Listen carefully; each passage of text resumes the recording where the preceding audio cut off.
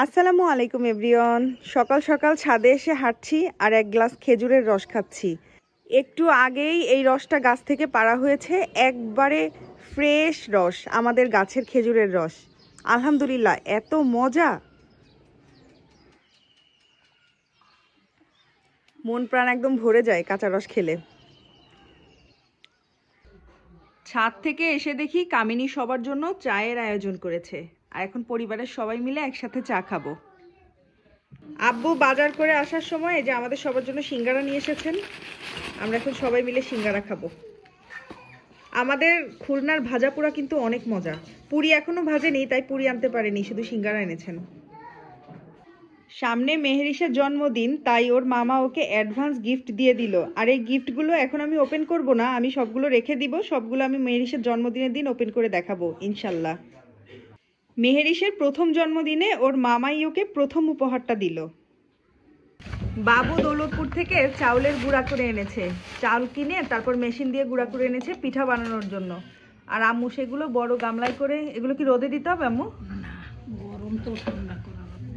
ও গরম, এই জন্য ঠান্ডা করার জন্য মেলে রাখছে।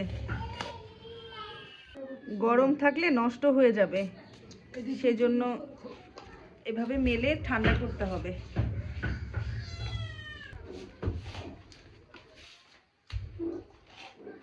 আম্মু এখানে আজকে আমাদের জন্য চিকেন রান্না করছে।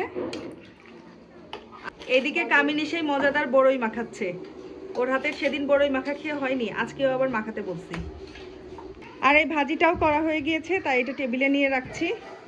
এই যে মিক্সড সবজি ভাজি, শীতকালে সবজি ভাজিটা কিন্তু অনেক মজা। এইদিকে চলছে পিঠার আয়োজন। এই যে এখানে হচ্ছে হাতে কাটা সেয়াই পিঠা বানানো হবে, আর এটা আম্মু রস দিয়ে রান্না করে দিবে আজকে আমাদের। এক এক করে এক এক দিন এক একটা পিঠা বানানো হবে আমাদের। তো আজকে বানানো হবে হাতে কাটা সেয়াই পিঠা।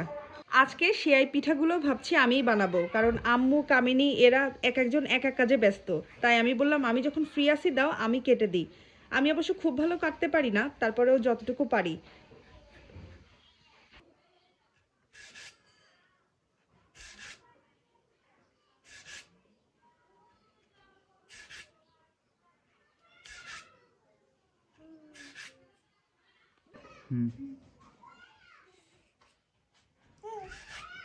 বিকালের নাস্তায় আম্মু আজকে আমাদেরকে রস দিয়ে সেয়াই পিঠা রান্না করে দিচ্ছে।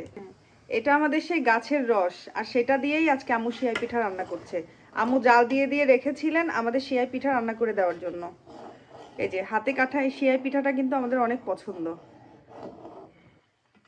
আজকের ভিডিও এখানেই শেষ করছি। সবাই ভালো থাকবেন, সুস্থ থাকবেন। এখনো যারা আমার পেজটিতে ফলো দেননি, প্লিজ আমার ভিডিও ভালো লাগলে একটি ফলো দিয়ে যাবেন। আর যারা ইউটিউব থেকে দেখছেন, অবশ্যই চ্যানেলটি সাবস্ক্রাইব করে দিবেন। আল্লাহ হাফেজ।